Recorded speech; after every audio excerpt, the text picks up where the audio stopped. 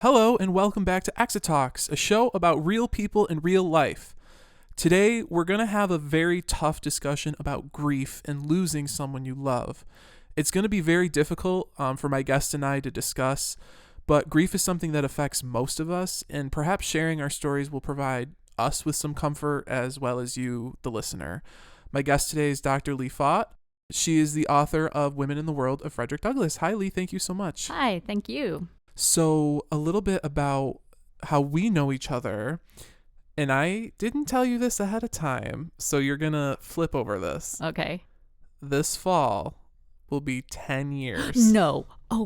Since I had you Oh my God. the first time in class. No. Yeah, fall 2012, the first semester of my sophomore year. Oh my God. I had you for the first time, and I believe it was for U.S. history. Yeah, it was the survey course. Yeah, 212. No, 211, the first one. Yeah. So I had you as a professor, Mhm. and then when I was a senior, I took your class, and Women in America, Yeah, it was essentially. U.S. women's history. Yeah, U.S. women's history. We took a trip to Seneca Falls, Yeah. and I really, we've since been friends on Yeah. Facebook. So I have Leigh Fought here, author of Women in the World of Frederick Douglass, and actually you can stay tuned to an Exa Talks extra about our discussion of her book. And I just want to say too, I don't know about you, but I'm an empath. I know that's like a meme now, but I absorb the emotions of the people that I'm reading about. Mhm. And when you read a historical book, spoiler Mhm. alert, they all die. So Yeah. in a way, reading it did kind of put me into the mindset of this episode that we're gonna do. Mhm.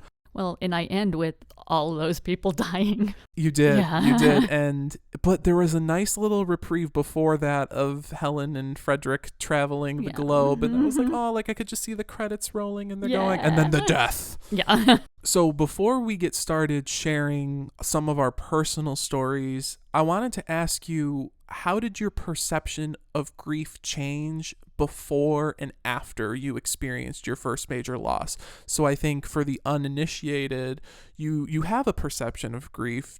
Did it meet your expectations? Was it different?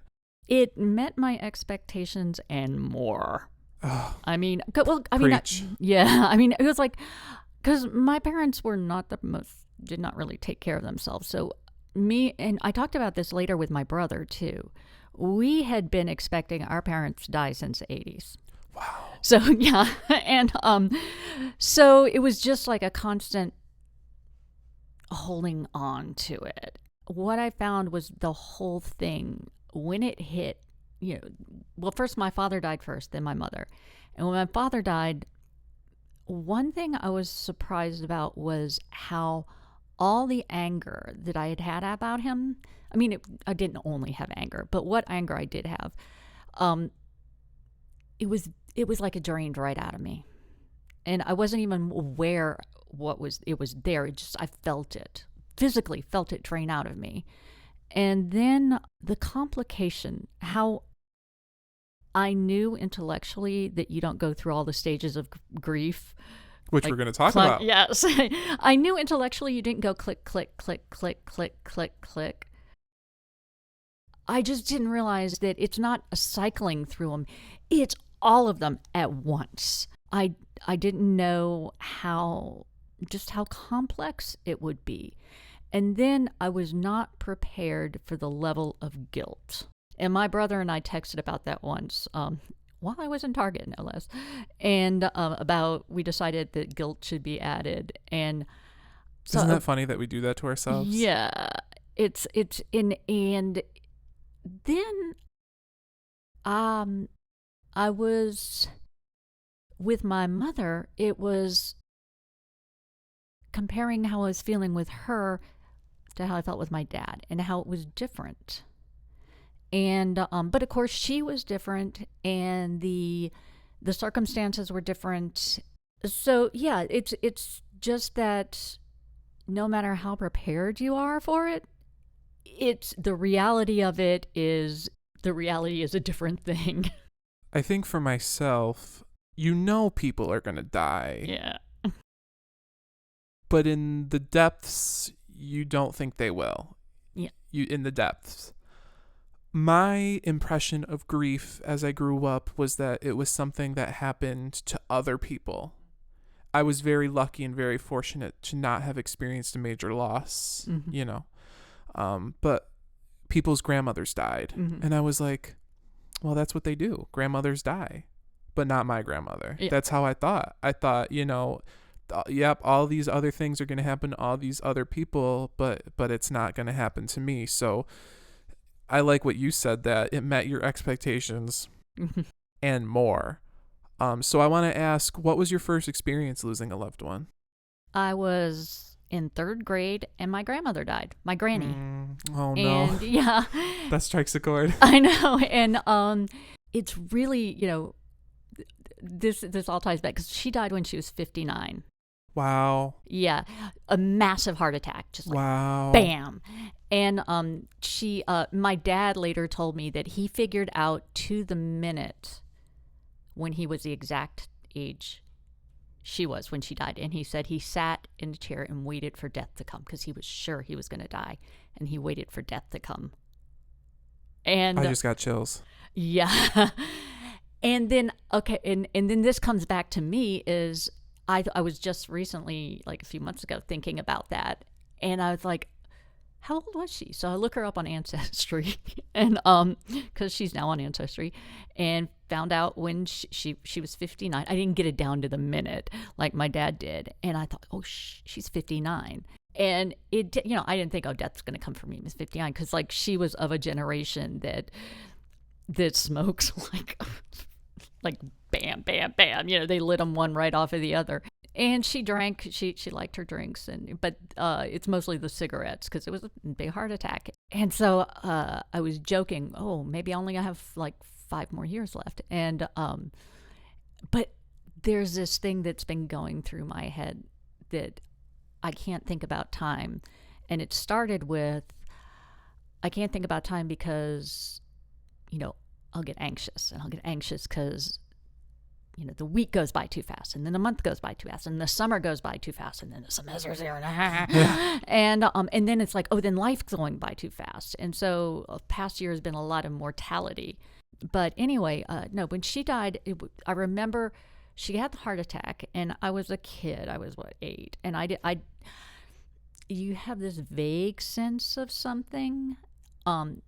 But I remember we saw her, I think it was the weekend before she died. We went over to Baton Rouge. We were living in New Orleans, and we went to Baton Rouge where they lived. And she was in a bed on the first floor. They had a 2-story house. And so she was in a bed. They had to have her in a bed on the first floor.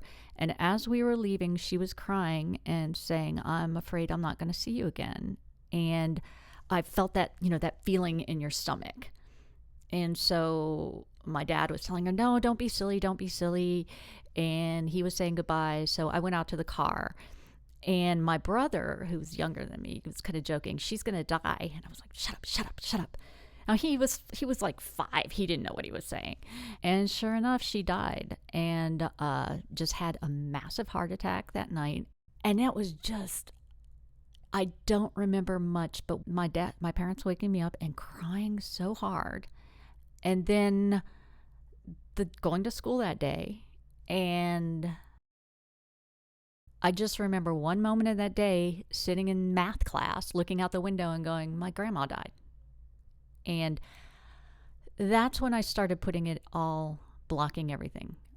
Just that it was painful. And so you block it out so you don't feel the pain. And it's really weird to realize you can make a choice like that at 8 years old and it affects you for the rest of your life. But yeah, I blocked it out, and it's just always keep that space between you and people you love because they're gonna die. And I think that's around I was already feeling depressive episodes, but around that time I remember looking at my great aunt and my grandmother and my mother. They were doing something lady in front of the mirror, and just it was like looking through my eyes, thinking we're all gonna die. And so that was part the depression and part and just that's. So it's interesting you say that because from as long as I've always had anxiety my whole life. Mm-hmm. I was characterized as a kid for like during a party, I would cry because the party was going to be over. And my family would say, well, enjoy it now. But I was like, I knew. And I think, and I always cried about people in my family dying and my dogs, especially. Oh, that was the next loss. Yeah. Well, that, so it's interesting how sometimes children hone in on that. And my first death was my grandfather in 2005. It was a big family, wasn't very close to him. He kind of was like scary. Like when he came around, like you knew you were screwing around too much. I have one memory that I'm very proud of. He asked me and my cousin Danny to do the rosary with him. And I wasn't like a huge, like, but I did it. I did the rosary with him. And my cousin Danny, he did not at first, but then he came in later. And so I just have that in my mind of like, I did that with him. That's something special. Yeah. Other than that, I think I was 13. We weren't very close. But shortly after that, my grand sweetheart, Pete, died. And then, I mean, my first major loss as a kid was my dog, Cody, who I mean, that you can't prepare for. So you already mentioned about your loved ones. You know, maybe we should introduce them. The center of this episode, really. When I went to therapy for my grandmother's death, and it's funny, she died in 2017, and I had to wait till the school year was over. And I was like, I didn't have to, but I was like, I have to. I cannot do with this right now, you know? Yeah. So I went to therapy, and the first question out of her mouth was, what was she like? And it was just, explaining someone so important to you to someone that never met them. And I always thought, I wouldn't be here. I wouldn't have met you if she, you know, that type of thing. So I want to ask you to introduce your loved ones and tell me what they were like. Well, there's my granny, you know, and she, of course, I was 8. So she was just always very sweet to me. She was the granny. I was lucky to know like 3 of my great grandparents. Wow. One of them died when I was 11, and she was just, I always remember her kind of like this very large person who was, that we just went to go visit, and it was kind of like a duty. My great grandfather on the other side, he was already well into dementia. So I had no attachment there. And then my great grandmother, she was sweet. I always just associated her with the best pan fried chicken.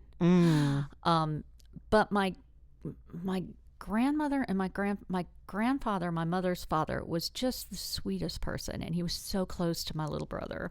His wife, my other grandmother, was a piece of work. And this is the thing, is like when I did the eulogy for my mother, because I'm the performative one, so I did the eulogies for both of my parents. My brothers didn't want, they were like, no, can't do it. When I did the eulogy for my mother, I kept, with my father, it just rolled out. I mean, I worked on it, but it came. It was no problem. But trying to do it for my mother, I had a month to do it because of COVID. One of the side effects that I don't think most people know is that there was a backup with funerals in the whole death business. And so we couldn't have her funeral until a month after she died, which was the week after Thanksgiving. I mean, the funeral was a week after Thanksgiving. So yeah, nobody wanted to come so it was just a very small affair. And I kept trying to write it. And so I winged it. I just got up there and I was like, okay. And that was the thing. It's like, how do you sit there and sum up somebody's life, especially when you've known them your whole life, and it's such a complicated relationship, especially when she was so young when she had us, and she was dealing with what her own mother did to her, and you're looking back at her now not as a child but as a grown person, and so you have that perspective. And essentially when your parent dies, God has died, because this is the person who made you, and in so many ways. And so, I mean, where some of the guilt comes from is that it wasn't, like this pure, happy, loving relationship all through there. There was a lot of dysfunction along the way. And the dysfunction breeds dysfunction, and you become implicated in it. And so that breeds a lot of guilt. And you look back and you wonder, why couldn't I have been a better person? And you know why you couldn't have been a better person, but then you think I should have been able to rise above it. And so you start second guessing. And so I'm not answering your question of what they were like. It's more like, it's almost impossible to say what they were like. I felt the same way. You I'm like, know? lady, we got 45 minutes. Like, Yeah. what am I supposed to say? Yeah. And they mean everything to you, and they created you, all of the good things about you, and they effed you up in all of the ways that you're effed up. And you are going to, and you've spent your whole life rebelling against that, and you spent your whole life. And that was one of the things that after my mother was gone, and they were both gone now, it was like, I feel like my whole life has been spent in one way or another, whether I realized it or not, both trying to please them and rebel against them. Who am I? And that's the eternal question. Can I share with you a memory that I have of your mother? Okay. So it was something that you said in class. Okay. And I thought it was cute how you got some piece of mail or somebody addressed you as Mrs. Fought. Uh-huh. And what did your mother say? She said something like, I'm Mrs. Fought. My daughter is Dr. Fought, or something like that. Yeah. So I remember that. And also I remember seeing her around on Facebook. She seemed very sweet. She was on like the cruise, like the cruise that news broke out that COVID was on this cruise. Like, she was on that. And from Facebook, I followed your process. What was that like? Oh my God, yes. It was like right before that, you were hearing COVID in the news. Yeah. And it was like, it was still mysterious out there. It was February. And I was listening to a podcast, and it was a reporter who specialized in this kind of thing. And he was talking about the thing that struck home was, he said, talking about the percentages, how to understand the percentages. And he said COVID, the percentages that were related to COVID were not like the Black Death. That Black Death was that, and that was everybody you knew died. But the percentages related to COVID were like the influenza. And I was like, he's talking my language here, giving me historical analogies. He says, it's more like the 1918 influenza, where everybody didn't die, but everybody knew somebody who died. And then I went, I started getting scared. And then I started thinking of where they were getting, it was up in Washington, where my niece, who was just coming out of chemo, was. And then the elderly, and I thought of my mother. And then she's on a cruise. And then sure enough, there's this cruise that's coming back. And Doug, I think it was the next week, said, that cruise? Yeah, your mother's on it. And just the whole thing was just, oh my God. And then I'm talking to her on the phone, and me and my brothers are texting, have you heard from Mom? Have you heard from Mom? When we lost her, because she had gotten off, because we were pretty sure she was going home.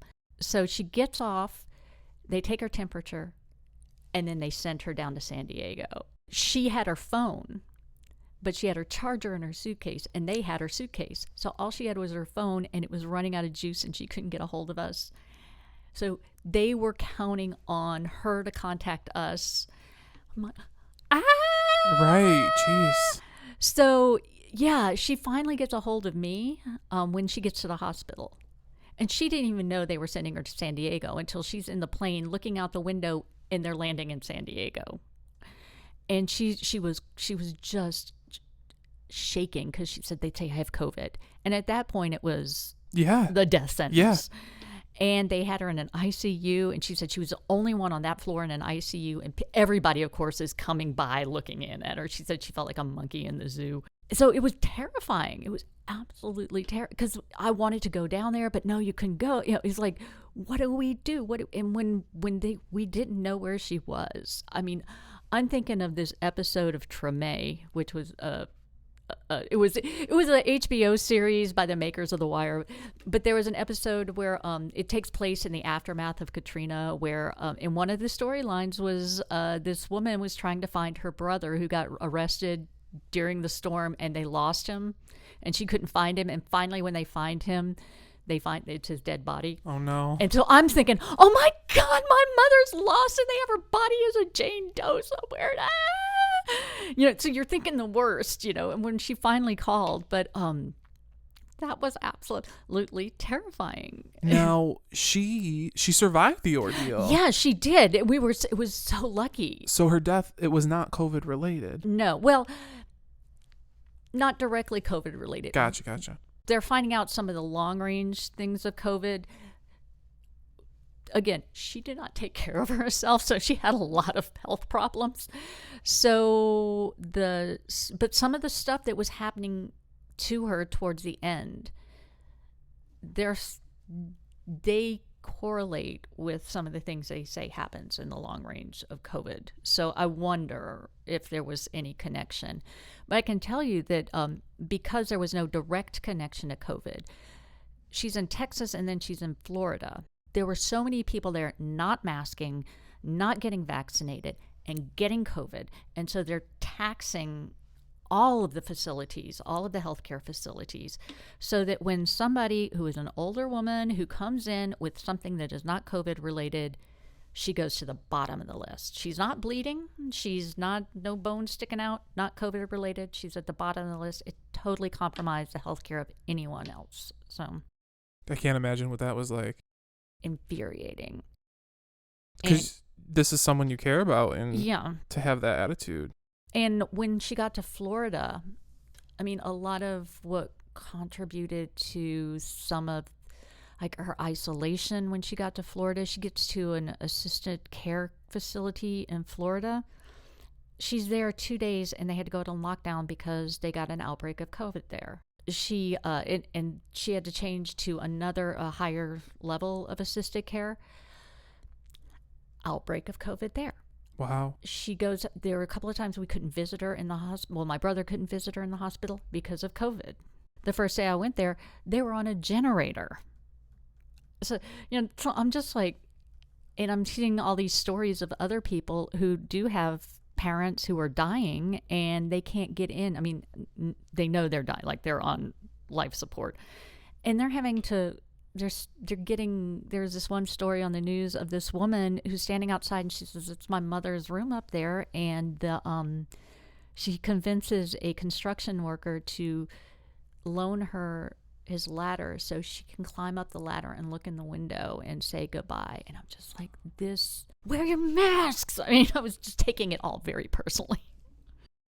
So I have these questions. Okay. I'm not a huge fan of them, but I'm gonna ask them all in like however you want to answer them. I have how and when did your parents die? Details aren't really that important, but more importantly, in the scope of grief, did they kind of go how you expected them to? Or because I think for me, like you have a plan about maybe this is just me, but I have a plan about how all of my loved ones are going to pass away. You envision them all getting old and you're like, oh, this, I'm going to be by their side and this and that and this and that. So, again, before you experience, you have expectations. So can you talk to me a little bit about how and when and did they go how you expected them to? I don't know how I expected my mother to go in the long range of things. I always expected I would get a call and my dad had a heart attack. Really? Yeah. Well, again, it's because his mother Right. had the heart attack and because he was, he had a long time ago some kind of a heart thing. And because he was like prime candidate for a stroke. My mom, again, I figured my mom would go. I just didn't know how she would go. But when it got closer and closer and closer to when they were going, it was my brain. It's amazing how much your brain can shut things out. And how you don't want to know. And My dad, when it came to where this is how much I didn't want to know. He had to get they found cancer in his bladder, a giant tumor. They thought they got rid of it, but it came back. So he had to get an operation where they removed his bladder. Wow. And what they do is it's a standard operation, but you remove the bladder and then you just kind of live with a sac where they reroute it to this sac outside of your body that you empty periodically. And I know he didn't want to live like that. Yeah. But he also knew he didn't want to die. And so he went into the hospital and it was a successful operation, but then he got some kind of an infection. So I went down there and he was in the ICU and it was just, he was addled and they couldn't give him pain medicine because he was addled. And I was just like, I wanted to go full Shirley MacLaine in terms of endearment, give him the pain medicine. And the week ended and I had to come back because the semester was starting. And and can we just say that this is happening across a considerable distance? I don't think we mentioned that. Yeah. Oh, yeah. He's in Texas. He's in Houston. And so and we're on the East Coast. Yeah. And so what I desperately needed was for somebody to tell me, Leigh, stay. Nobody did. Everybody was like, oh, you have to go back and teach. Oh, yeah. Well, what about your students? And I'm like, so I came back. 2 weeks later, he died. Now, I look back, and it was pretty obvious he was giving up. Like, he did not, this is not what he wanted. And I should have stayed. I wish, that's one of the things I totally regret, is I wish I had had the stones to say, F the classes. I'm staying. Fire me if you must. I'm staying. This is my father. And because I wish I had been with him when he died. Yeah. And because he and I could talk about that. Because like a year before, he said he was ready to go. Like if he had done what he had to do in life, and if he had to go, then that was okay. He was just afraid it was going to hurt crossing to the other side. And I said, I understand. Then with my mother, she just kept, it was like she'd go along, boom, go along, bump, go along, bump. So, she, it was every step. And then again, where I knew it was the end, but I wouldn't let myself know it was the end, was when she went into a coma. They found her in a coma and at the facility, and she came out of the coma, and it was like her pieces had broken, because I saw her after this. It was like it was her, but she'd been broken, and then like in a snow globe, shaken up. All of her pieces had been shaken up. I was going to come back, and my brother, but I was delaying it. I mean, I came back up to New York, and then I was going to go back down to Florida to visit, and I kind of kept delaying it. My brother texted me right around Halloween, it was the day after Halloween. He said, if you're going to come sooner rather than later. And then he texted me later in the evening, and he said, I think she's going. And then he texts me again. He says, I don't know what to do. I wish I could tell her it's okay. And I said, well, we'll do it. I said, take her hand. And I really, what I was telling him to do was what I wished I could be there doing. Yeah. Take her hand. Tell her you love her. Tell her we're all going to be okay, that she did a good job, and that it's okay. She can go. She died the next morning. I mean, he said he did that, and he felt a lot better. She went the next morning. And while I was getting on the plane, which was, I'm sitting there in the airport, and my brother tells me, and it's like, I'm not letting it hit. I'm not letting it hit. I'm not letting it hit. And then I'm like, okay, I need to go somewhere so I can let it go. Let it go. We're now boarding, and oh my god! I'm like, where do we go? Can I ask you? Mm-hmm. Did it ever cross your mind at that point to not go, or were you still going to go? Oh, I was going. Okay, good. Yeah.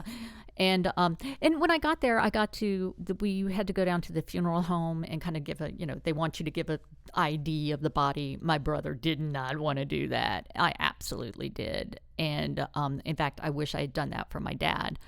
But my mother had already ID'd the body. And so, yeah, I went in and they made her up.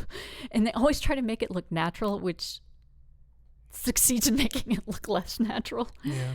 But I was able to, I hadn't had a good cry about it until I go in there and I play some Neil Diamond, Jonathan Livingston Seagull.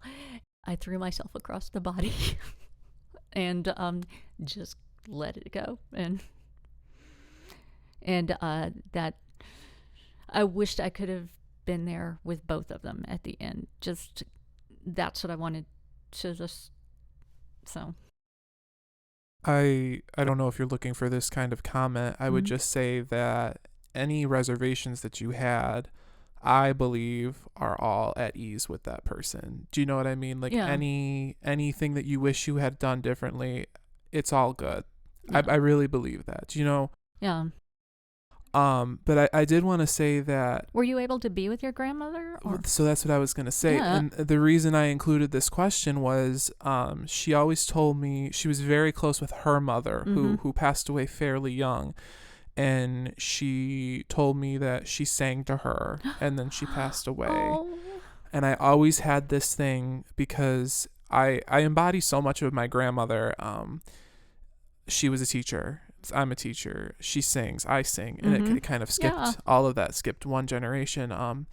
And I always knew that I was going to be by her side and sing her and until she passed away. So what ended up happening was I have and still have a soul connection, like beyond otherworldly, beyond this lifetime. Like I'm someone who believes in living multiple lives, and I believe there are people you will take with you into the next one, and there's people you're going to leave behind, and she's one that I'm going to chase like all holy hell to be with again.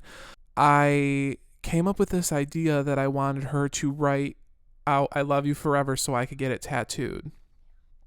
And she was home and she was healthy, and I had a sense of urgency. I was like, I have to do this now, and I don't want it to be a memorial piece. I don't want to get it from a card that she wrote. I want her to do it specifically for this purpose. And 2 weeks later, when I was getting the tattoo, she was in the hospital. She had a heart attack, which, if you're listening, the signs for women are not always apparent. She suffered all night. She didn't want to wake my mom up, so she called my mom in the morning and said, I think I'm having a heart attack. So 2 weeks later, she was in the hospital, and then 2 weeks after that, she passed. Now, I was not there when she passed. I was in Binghamton, and the reason I asked this question is I couldn't believe it happened how it happened. I couldn't believe I wasn't there singing to her. Yeah. I was in Binghamton. My mom said she passed. She said, do you want me to come to you? Do you want to come down? And I thought, I'm not going to come down. I didn't see her. And my family, everyone in my family knows that I was probably the closest with her. Yeah. Like we two were just, some of my family members think it's better that I wasn't there. And I tried having that conversation with my grandmother in the hospital. I said, I don't know what I'm going to do without you. And she goes, you know what, little boy?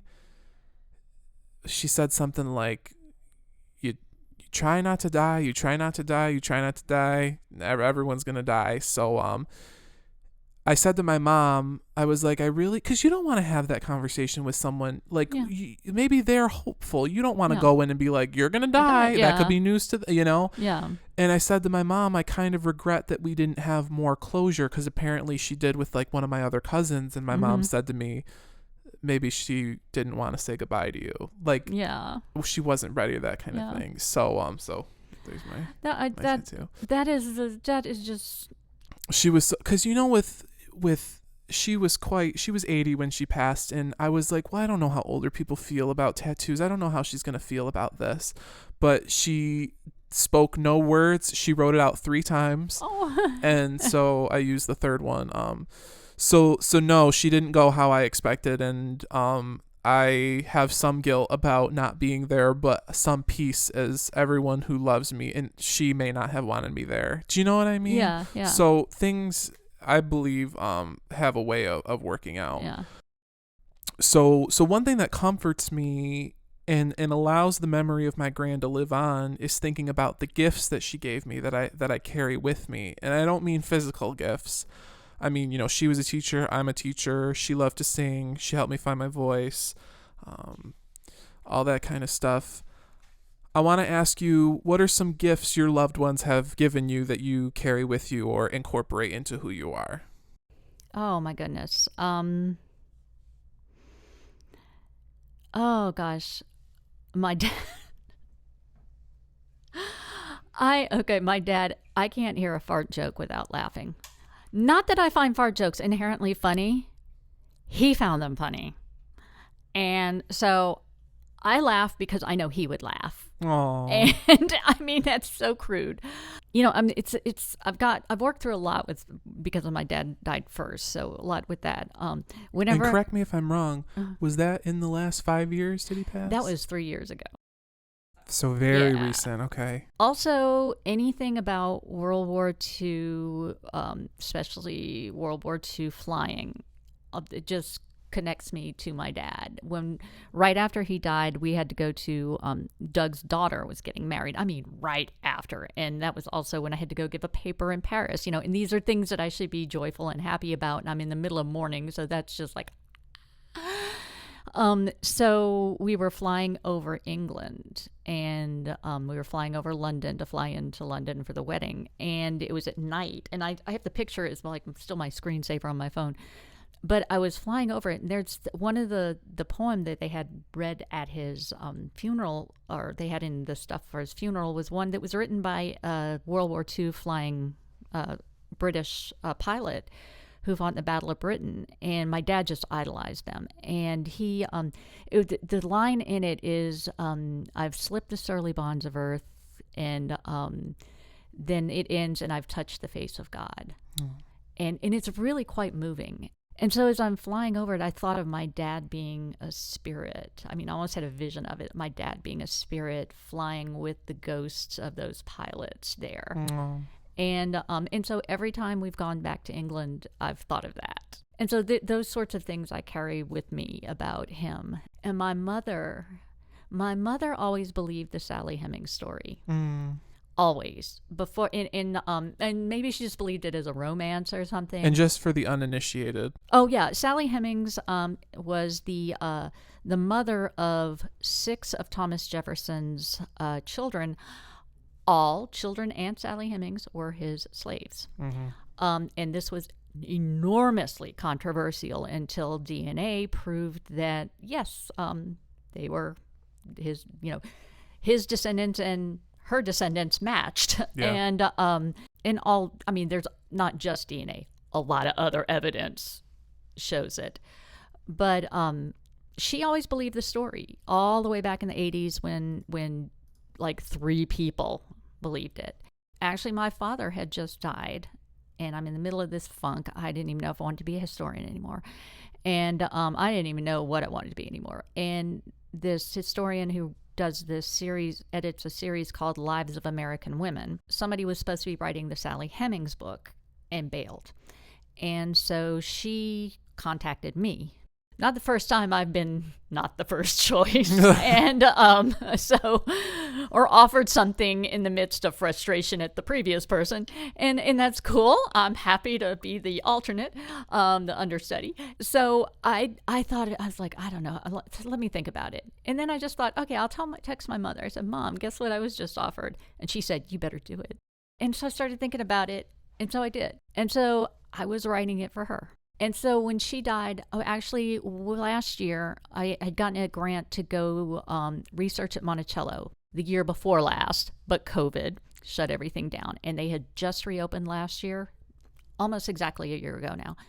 And I had gone to, I was there at Monticello, and I was texting her like pictures while I was at Monticello, and of the Sally Hemings exhibit they had there. while I was there, it's at the end of my trip, that's when her health started to decline, and I had to fly from there to Texas. But when she died, I was like, I don't know if I can write this book, because when I sit down to do it, because a lot of it is about mothers, especially the early chapters. It's a mother who gives birth to a mother who gives birth to a mother, and so there's a lot of sadness in it. These mothers who are giving birth to mothers who are, giving birth to slaves. And I'm writing it for my mother, and I just like, and now she's not going to be there to read it.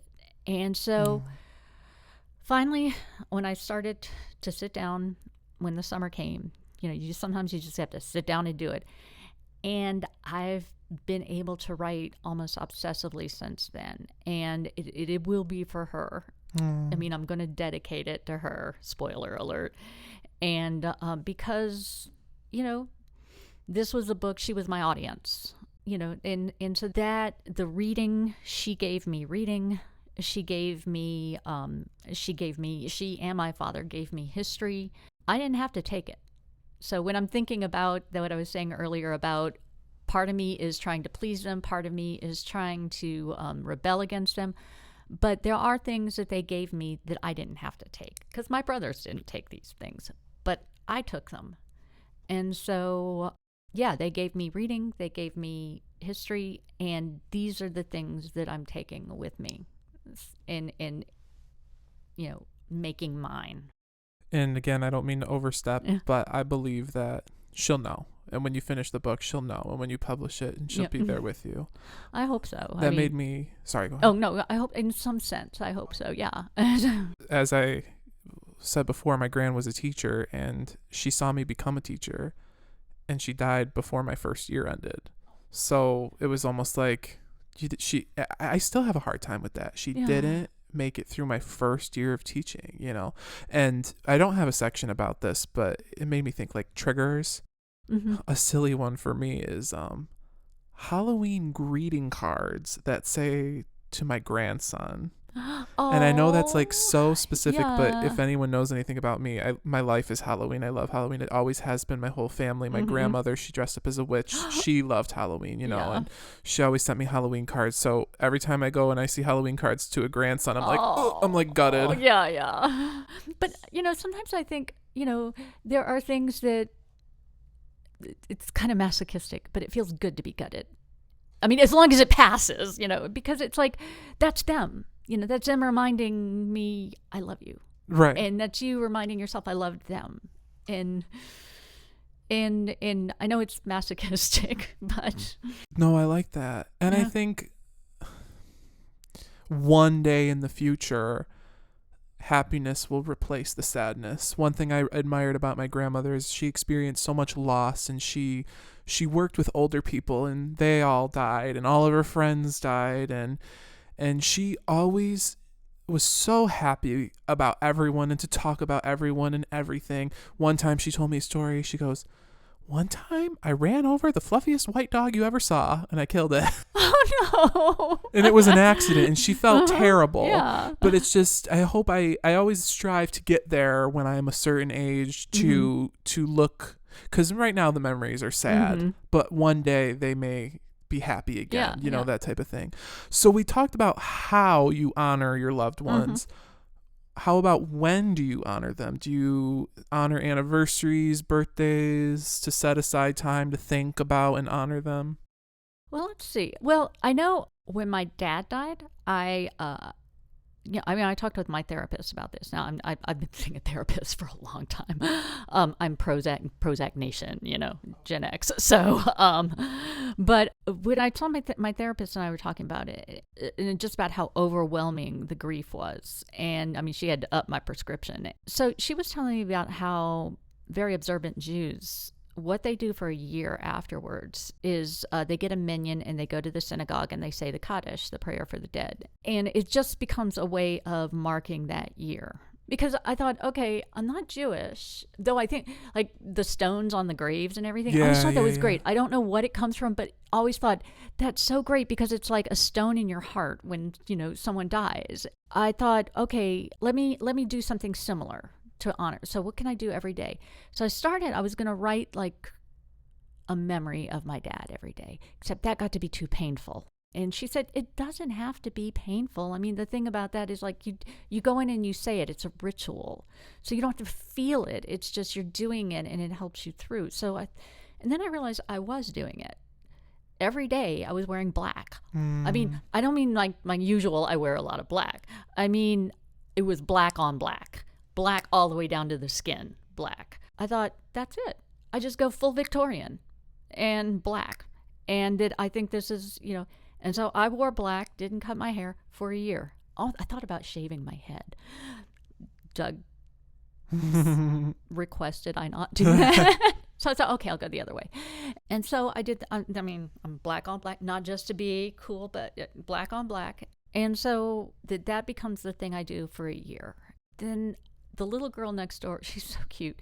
She, there's this area of our yard that nothing grows there. So Doug decided he was going to turn it into, he just put all this mulch there.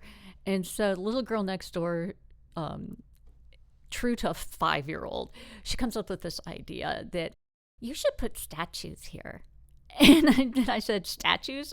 Like what kind of statues? And she goes, statues of all the people you love who have died. No. I'm serious. And her mother told me she had been, because she's 5, so she's becoming aware of these things. But also the neighbor on the other side of her had died, and her best friend's doggie had died. Oh, no. So, these things are in her mind. And so she's like, so I'm like, actually, that's kind of a good idea. Maybe not a whole statue, but maybe like, so I've been planning to do that, except I'm working on the book. After my dad died, I made like a Dia de los Muertos altar for him. Yeah. So, and then my mother dies on the Day of the Dead. But so I try to do like little things like that. When I went to Rome in the year after my father died, at the top of the Spanish Steps, there's a cathedral. And so I lit a candle up there for him because he was Catholic. Lit a candle in Portugal for my mother. When my grandmother died, my other the rather problematic grandmother, the piece of work grandmother, when she died on, I believe it was the weekend of St. Patrick's Day, and we went to Canterbury that weekend because I was living in Ireland at the time, and we had gone to England and gone to Canterbury. So where Thomas à Becket had died, I lit a candle there for her. Not because she was Anglican or she was Methodist, but because she would have appreciated that gesture. Doing little things like that. Like my cousin recently died before we went to in fact, as we're leaving for Portugal. And so she was very much a believer, so I lit a candle for her. So, and these are just, little ritualistic things like that to remember them. I always dread the anniversary of her passing and her birthday. Mm-hmm. March 6th and October 13th. Her October 13th is her birthday. And we had a thing in our family. We have a 13th club. We have 5 members who are born on the 13th of months. We have my aunt on January 13th, my uncle on March 13th, my mom September, her October, me November. Oh my God. So like she was the founder of the 13th club and we lost her. So, and it's almost involuntary. Like I don't plan to be sad for those anniversaries, but it hits me like a truck every time. And because you know what also is not only the anniversary of their passing, but the anniversary of the weeks before. Mm-hmm. So it's like, well, during this time we were in the hospital with her and stuff like that. So that makes it really hard. So for me, once you experience grief, you're kind of enlightened or darkened to this whole new world that you really didn't know existed before. It's like the no's and the no-nots. Like they say you don't get it until it happens to you, and that is truly very much how I felt. But I've noticed some loneliness in my grief. it's such, even though it's a universal experience, it's still so individual. Yeah. And when you have a family grieving, everyone grieves in different ways, and not all family members' needs can be met. At least, that's how I kind of felt. And you kind of bear this burden of someone's having a good day, so you don't want to bring them down. And so I find my grief to be very lonely, because you see people in public and maybe they're like, well, I've experienced grief too, but you're like, but not like me. And that, and that's human nature. And they'll never get it. No one will ever get it like you will. But on the other hand, you have family members who, or people in your life where it's like, you have an emotional bank that you don't want to make too many withdrawals from. Like, you contact someone and you're like, well, I can't talk about my grandma again. So there are some limits, I think, to expressing grief and loneliness. So I wanted to ask you, what are your experiences with grief and loneliness? Very lonely. And a lot of it has to do with, in general, like, other people lose somebody, and I've lost somebody, like to me, that just the general grief, it is in general a connection to someone else. It's like, oh, I've lost someone too. Absolutely. Don't have to explain anything. I get it. I don't know, I don't know if you loved this person or you hated this person or it was complicated. I get it.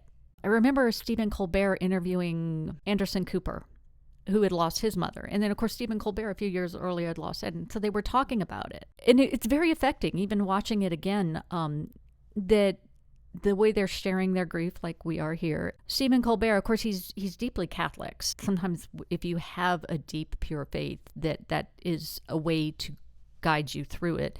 But he said it made his mother's loss made him more human, because it's what connects people to each other, because it's what makes us human.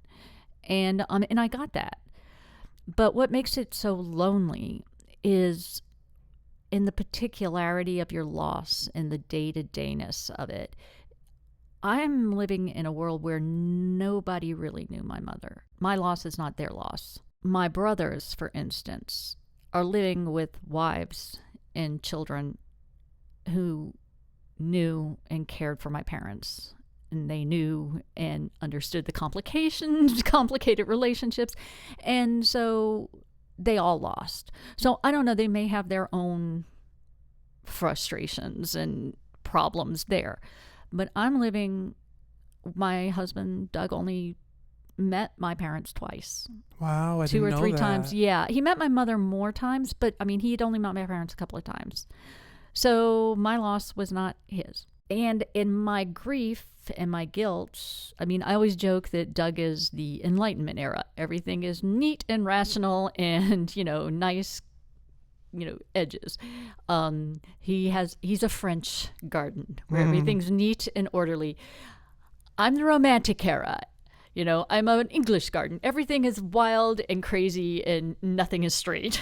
He doesn't always understand even what I'm going through. It's like, I lost parents. I was sad.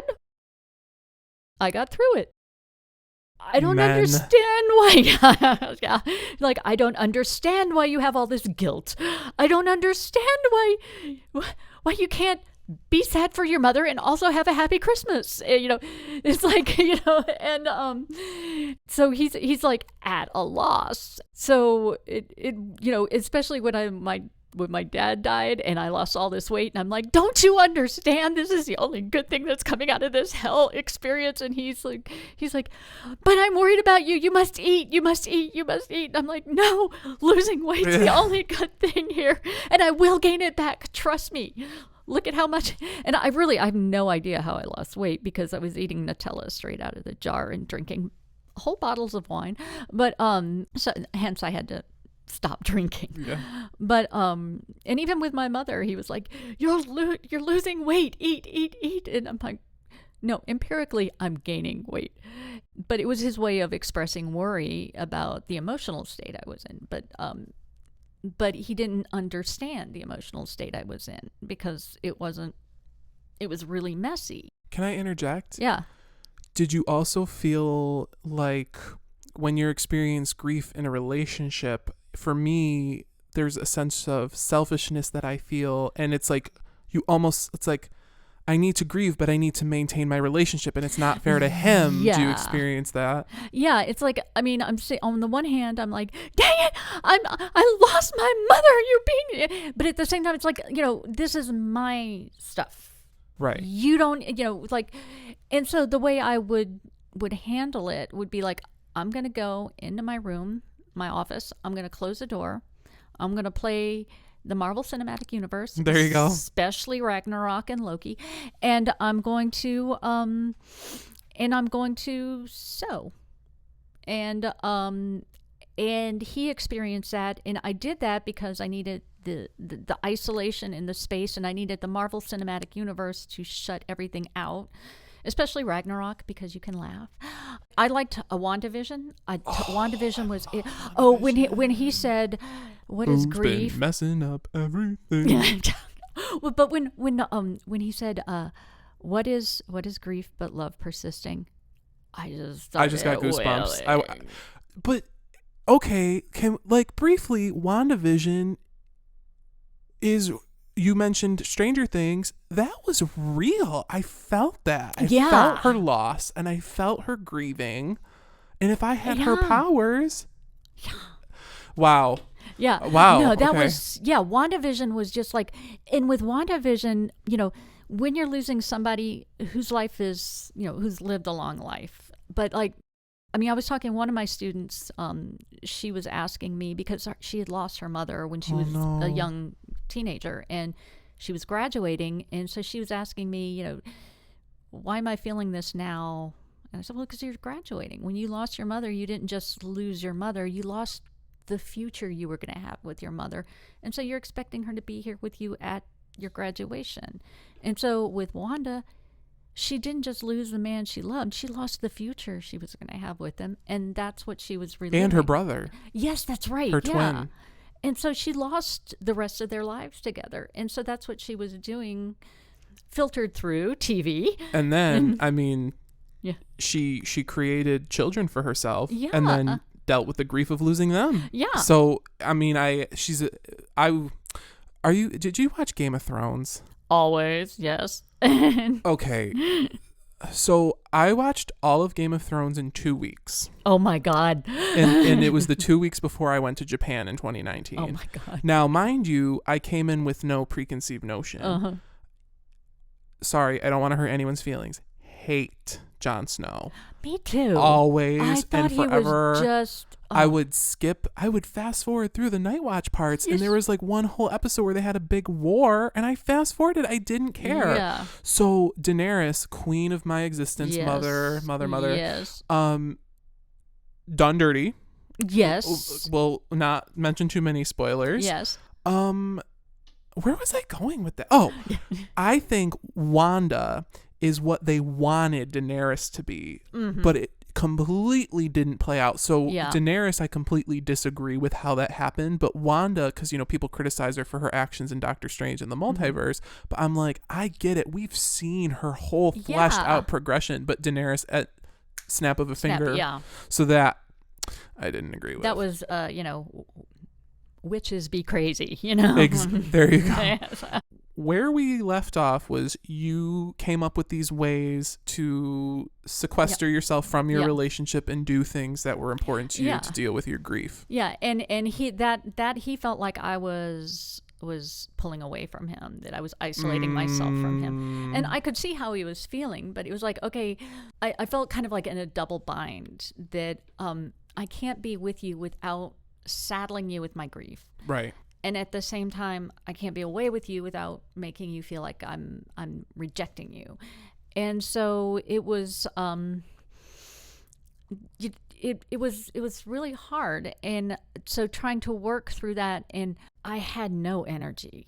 I mean, it was because that's another thing. How much depression, grief and depression versus anger. Yeah, and the anger and the depression, it just all drains you. And then to start teaching again, and that starts to drain me, and just preach. Oh yeah, and so it was just like I felt like I had this not even a slow leak. And of course, certain factions making you feel like, what are you for anyway? It was a really frustrating time for both of us to work through. And I realized what you sometimes have to do, and I guess I learned this, I keep relearning this, is you have to, when you love someone, I mean, it's a communication thing. They've learned how to love one way, and you've learned how to love another way. It's the love languages. Yeah. It's like, it's a communication. And so you have to listen closely to see, okay, what they're doing here is an expression of love. So you have to hear it. Right. The way they mean it. Right. And you can't attach your own. Yeah. Because I do that. I'm guilty of that. Yeah. Well, everybody is. Yeah, true. Yeah. And because that's just how we are. And so, so he was reading what I was doing as a rejection of him. Right. And so I had to find ways not to do that. Yeah. And I had to find ways of explaining to him, where this grief was coming from. And so it was a navigation that, still leaves you ultimately feeling alone, because it is the thing you are going through and other people aren't. My next question is, what are your thoughts on heaven, and where are your loved ones now? Oh, see, I guess the closest thing you could say I am is an atheist. But mostly what it is I figure all of that stuff will work itself out when I'm dead. That I worry about now. But heaven seems like a really nice idea to me. If I was to say I had any spirituality, it would be, because this was one of the problems I was having in AA. They always are like, a higher power. And I'm like, yeah, you all are talking about Christianity, and that's not really my place. That's not my space. If I thought about a higher power, honest to God, the Force. Okay. You're a Star Wars person. Well, Star Wars came out when I'm 10. We won't even get into how I cannot critically examine Obi-Wan because... Oh, my gosh. Oh, my God. A 10-year-old... Don't hate me. I'm not a Star Wars fan. That's okay. But, I guess, like... I was 10 and it came out, and the whole concept of the Force. Yeah. That's how my understanding developed. But when a friend of mine, when my dad died, a friend of mine said, she says she can't believe in a God, but she can believe in, I guess, what would, some cultures call the ancestors. Okay. She says, if you think about it, time is a dimension. And when you die, you leave the dimension of time. Your father has left the dimension of time. And at some point, you've left the dimension of time. So you're actually already together again in the other dimension of time. And I thought... Do you mean like in the eternal? Yeah, I guess that would be a way to think of it. It's like you've left this fourth dimension of time, and now you're in another dimension. Yeah. And you're there. And since there's no time there, you're there together. And that's a nice idea. So... I like all these nice ideas of what becomes of you. I had some friends who said, somebody shared on Facebook among atheists, that we all ultimately, as we transform, decompose, that we all eventually go back to ultimately being stardust. That we're still here. We're just what was it? We're all more, we're all hopping around, as different molecules. And I thought of it as like, we've gone back to being stardust. So, and then there's, what was it? Coco. I know. But Coco, you're alive as long as somebody remembers you. Remember me. I know. And Encanto. God. Encanto's good. I just so cry. I've seen it like 5-6 times. But where have they gone? I don't know. But they're with me, in me. If I die and find out there's a heaven, wonderful. If it's another dimension and they're all there, wonderful. If it's nothing, then I don't know. I won't know. I'll be nothing too. But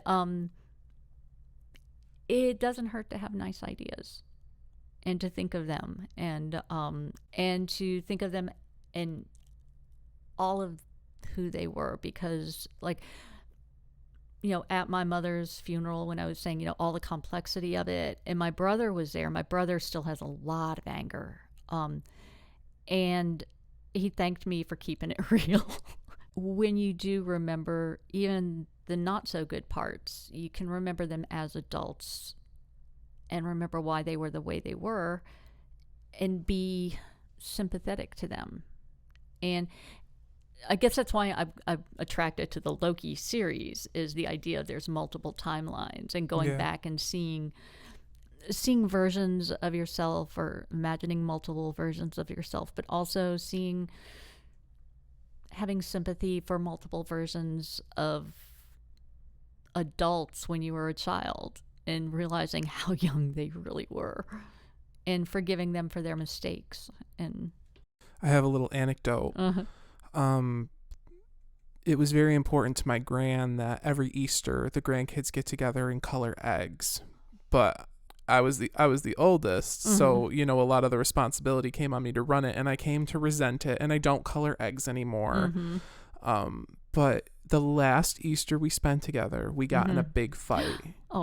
We fought because she sent me to Burger King to get lunch for 5 people, for everyone, and she gave me all these coupons, and she gave me all this, and she gave me all this, that, and what she wanted, I was like, that's not going to be enough. So I got her something a little extra, and then she started, and she never did this, but she started coming at me about, well, that was a waste of money, or I told you this and I told you that, and we fought.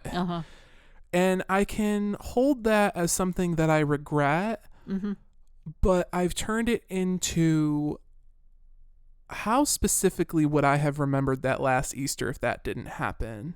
Yeah. So I'm almost thankful for the not so good times, because as someone, I have a very good memory and I cling to it. It helps me do that. It helps me vividly visualize. Positive or negative isn't really a factor for me. It brings me back to that moment. So my gran was very Catholic. I've daydreamed about like trying to get her canonized. I can't imagine it's easy, but I could just see Saint Barbara, like patron saint of young children and old people, because she really, if anyone deserves sainthood, I think it's her. And I grew up very Catholic, and she prayed for all of her friends that died, and she said she does it because if she didn't, no one else would pray for them, and that's kind of sad, because now no one else does pray for them. So I always believed in God, and I always envisioned this heaven, but then there's the logistics of heaven, like everyone's there, like, do you know what I mean? Like all the dogs and cats are there. And I started to envision my idea of heaven. What is heaven gonna look like for me? And I envisioned myself laying on the couch in her living room with her in her rocking chair in front of me, just together.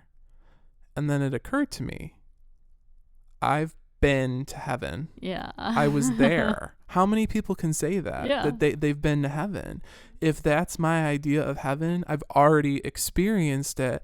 So since she died, my beliefs in God have become complicated. You mentioned that your parents, God died with your parents in a way.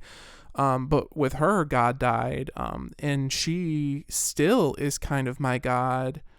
I don't know if I can believe in God, but I know that I can believe in her. Yeah. And she was here, and she was real, and I believe in her. I believe she's everywhere. I believe that she's with me. And as I mentioned earlier, we're gonna be together in the next life, whatever that looks like. And it brings me comfort. But it's something that I'm confident in. So for listeners, I want to ask you, what types of things do you hate hearing from people who are trying to help you? Maybe the things they said were insensitive, or maybe they tried to make you feel better but didn't. I think I took, for most people, whatever they said, I knew they meant well. I knew they meant. So I didn't, it's like, most people, it was they've experienced a loss, so they've been there in some respect or another. So it's like, if people are extending their thoughts and prayers, that even when they use thoughts and prayers, I know thoughts and prayers, except for when it's politicians who can actually do something, but that it's like a placeholder because they don't know what else to say. So, I accept that as thank you, that your soul is reaching to my soul to extend, I know this. Can I just say, not, and I don't want to oversimplify, but in like pagan belief and people who are practicing witches, they believe in intention. Yeah. So that is kind of what I'm getting from you, is that they are putting forth that intention, whatever way it may look, and you are receiving it in the way that they intended. Yeah. What I don't like is when people have tried to control the symptoms of my grief. Like they try to tell you. Yeah, how I'm supposed to grieve, Gotcha. you need to stop doing what you're doing that is grieving because you're worrying other people, or you're worrying me, or it's just whatever you're doing, stop it. It's like, I'm not doing it. It's like, give me a reason to stop it. If I'm harming other people, let me know. Worrying other people, they're grown-ups. They can handle it. If you're worried about me, let's talk about that. But if but just telling me stop grieving, then, go to hell, because, I lost somebody. When people try to control my feelings and my behavior, I mean, generally I get upset about that. But when they try to, kind of control what I was going through and how I was going through it and dictate to me what it should look like, that. The way you mentioned I characterized it as intention, made me reconsider this point that I put down. The thing that I wrote down, one thing that doesn't help me is, and my mother, and I know she's going to be listening to this, and I know that she means well, but when she says, don't be sad, she wouldn't want that. She wouldn't want you to be sad. And I know that's true. Yeah. I can't help it. I'm sad and she's not here. Sorry. Yeah. That's how I feel. Do you know what I mean? So, but she has helped me in a lot of ways, but that's one thing that, my mom would be like, don't be sad, be happy. Like, you're thinking about her, be happy, don't be sad. And then it's like, I need to, for as long as it takes me to be sad. Yeah. When people say, here, do this, it'll cheer you up. And it's like, no, this is not needing cheering up. This is, I can go eat some ice cream and feel good for a little while or whatever. Right. It's, I need to get through this to the other side of it, whatever the other side of it is like. And, And how about leaning into it? Yes. And working through it rather than avoiding it? Or now's our chance to tell listeners, what advice can we give people who are trying to help us? If we had it our way, what can supporters do? Because to be honest with you, I don't think I have an answer to this question. Yeah. Well, I would say, first of all, give your grieving person a year. Give them a year. At least, give them a year. They're going to be depressing at parties. Yeah. They may not want to come. Yeah. Give them, because what's going to happen in 8 years, first of all, the blow of the loss. And then you start hitting all the anniversaries. You hit the holidays. You hit everything. And it's the person, And so give them a year to just not be normal. It's okay. Because you're going to be going through something too. Right. And understand that, yes, that person lost, that it is their loss. And maybe it's partly your loss too if you knew the person. But you're going through it with them because you love them and they're going through it. So you're going to be there. And that whatever you're feeling is valid. But what you have to do is understand you're the caretaker. And so like caretakers, what you're feeling is valid. They don't have the right to abuse you in their anger or whatever. But you're there to support. And that maybe you need to go be talking to your own therapist about what do I do to help them, or learn a little bit about what this person might be going through, and so learn a little bit about grief. And then ask them, what do they need? And if they don't know, then accept that. Don't try to anticipate it for them. And don't try to make them do something. Don't expect them to cheer up. And if you do something expecting to cheer them up, then and they don't get cheered up, don't get mad at them. I was going to say that. It's because this is a loss. And then sometimes they don't need you to fix anything or cheer them up. They just need you to be there, just to sit with them and be with them, and understand. Just understand. And maybe not even just be there, because they're upside down in the world. So if people start moving in on them, if they start looking overwhelmed, have their back. I think about this story that this one woman said. She said she lost both of her parents within 3 months. And she said when the holidays came, she just could not deal with the holidays. And her husband said, fine, we don't have to do the holidays. Screw the holidays. Let's go somewhere tropical. Let's go somewhere where we don't even think about the holidays. And I thought, that is having her back. And she's like, yeah, let's go. And so they went somewhere tropical, and, like the Bahamas or somewhere like that, where nothing says Christmas. And then they did that every year since. And so, yeah, have that person's back. Because if that person is telling you something, I can't do this. Right. So I'm giving a lot of advice for what. No, yeah. And sometimes, I don't know about you, but it's easier to give it than take it. Like, you're speaking it into it, you're manifesting it. Yes. I still don't know if I have an answer. All I can say is and I'm not saying this is a responsibility I'm casting on to listeners who know me, but I like when my family members say that what I did reminds them of my grandmother. That reminds me of when you and Gran used to do that. Like, that is you're not bringing it up from a loss perspective. Mm-hmm. So I can't give that advice, but I can just say that that's something that works for me. Yeah. It's so interesting. I have brought someone in to meet all of my family, and it's so bizarre that he hasn't met her. Because we talk about her every meeting, every gathering. She's in all of us, so it's just weird to have that missing piece cognitively. Mm-hmm. I agree with what you said. I think if someone said to me, can I just sit here? Can we just sit together? Yeah. You're listening to music and laying in bed. Can I just lay next to you? Maybe that might help. But it's important for partners or people close to people who are grieving to not take it personally, like you said. And I would like to say that I do think, in my personal opinion, you can let me know what you think about this, I think it is kind of a grieving person's responsibility to take steps for themselves. I highly recommend therapy.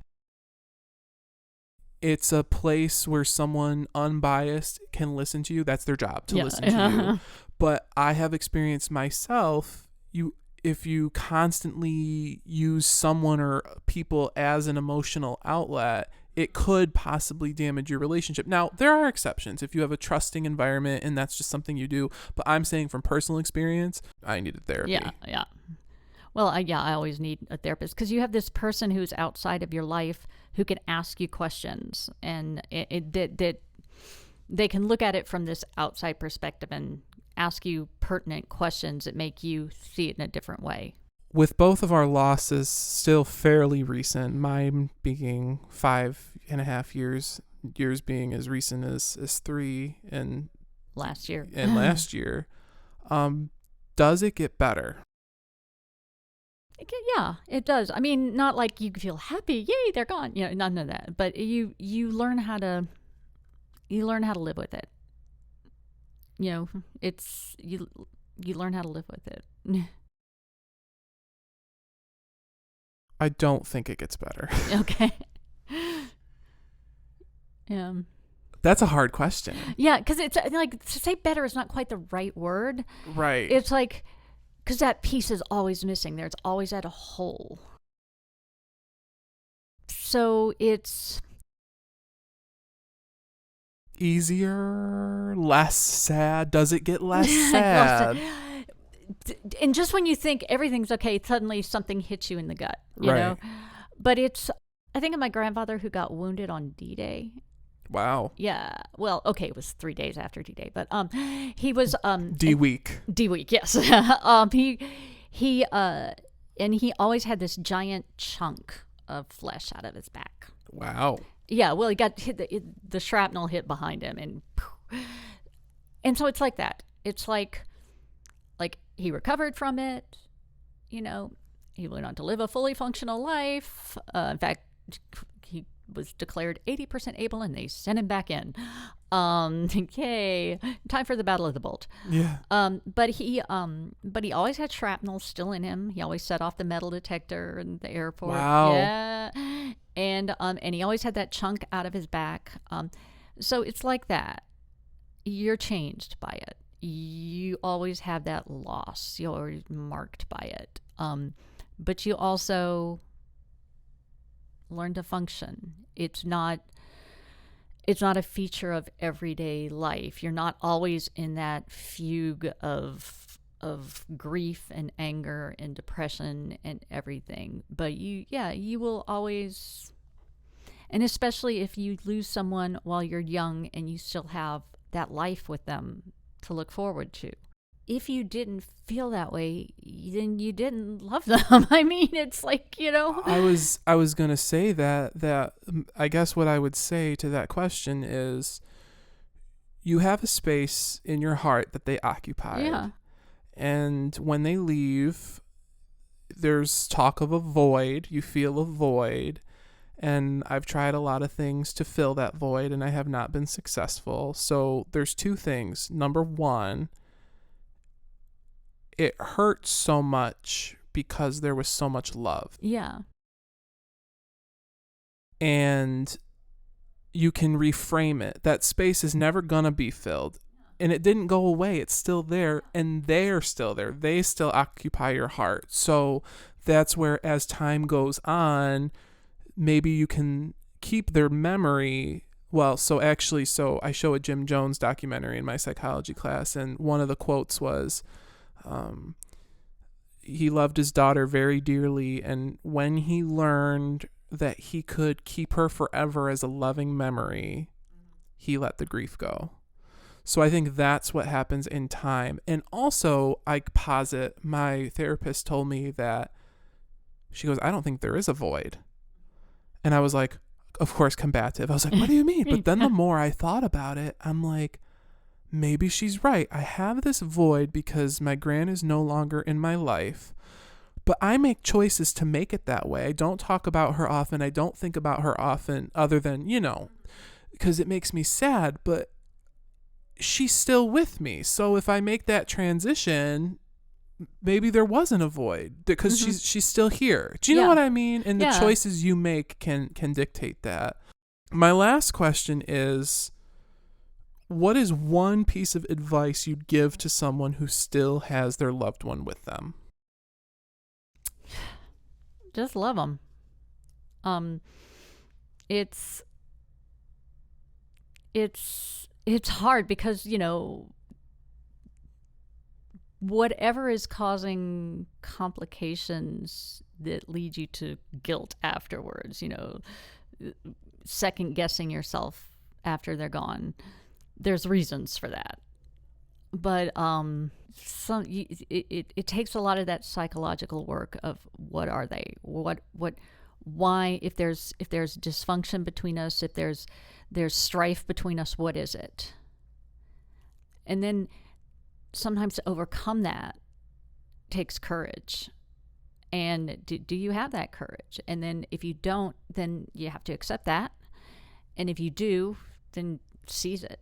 And if there's still reasons, I mean, the human love and interaction and families just are so bizarre. And I think the first thing is realizing that language of love, that what people are trying to show you with love is sometimes not what you need to receive. But if you hear that intention and you give with intention and you try to meet them in a way that they maybe will hear, and then sometimes all you can do is just, this is what I did. And Doug said he did this too, and it was actually with his father, because His father, what frustrated him and his sister was that his father just smoked unfiltered Camels one right after the other. Again, same generation, and died of lung cancer. And even when his doctor said, if you stop now, you can live to see your grandchildren, he kept smoking and smoked really right up to the day he died. He said when he just knew he couldn't control his father on that anymore, he just let it go and told his father, I love you. And so I started to do that too. And I did that with my mother. And just like, I love you. And it doesn't smooth things. It's a way of whatever there is, there's still love. If that's what you need to do. But, every relationship is going to be different. That's one of the things I keep between my father and my mother. It was like waiting for the next shoe to drop. And now it's like, okay, when's the next shoe going to drop? And maybe what is the next shoe? Yeah, exactly. What is the next shoe? And always thinking, is this important enough to be this pissed off about? And so it's just a lot of like trying to read a situation, always remembering, I love you. Like maybe you get a disagreement about Burger King on Easter. Yes, in the grand scheme of things. Yeah. So I actually, to her misfortune, was very lucky that my sister had a very similar experience to me, being just as close with her grandmother as I was to mine. And she lost her grandmother. And again, as I mentioned at the very beginning of this episode, I was like, well, that's something that happens to you. I'm so sorry, but it's not going to happen to me. Yeah. But she really guided me. My sister guided me on how to treat my relationship with my grand for the rest of my grand's life. And my sister would always be like, Anth, call her and tell her you love her. So that would be my first advice. Call him. Yes. Tell her you love her. She also would tell me, give them an extra hug. So one day, my grandmother lives on the second floor of, it used to be like the bottom floor was a hair salon. Okay, yeah. But she lives on the top floor. So I would open the door, go up the stairs, and then open another door into the living room. So I was leaving her one day, and I said, she was on her rocking chair, and I said, I love you, goodbye, and all that kind of stuff. And I went and I closed the door and I started walking down the stairs. And I turned around and I walked back up. Oh, yeah. And I gave her another hug. And I'm so thankful for my sister to have given me that guidance. Yeah. And now that she's passed, I'm so thankful that I gave her that extra hug. Yeah. And my gran was the kind of person, another very special moment I shared with my sister. My sister and I went to Walmart. And we don't spend a ton of time together. She's 13 years older than me. But we were in Walmart, and funny enough, it was like July 2016. And my gran called me and says, look at the rainbow, little boy. Oh. And after she passed, like, who's gonna call you to tell you to look at the rainbow? That's, so it's like, I really believe that my sister, having experienced this, gave me such a good framework of that, so that I'm very thankful for. So for those of you listening, I hope that our experiences could have provided you with some comfort, with some answers. Yeah. And thank you for listening. And Leigh, thank you again for being here. Thank you. You've helped me a lot. So.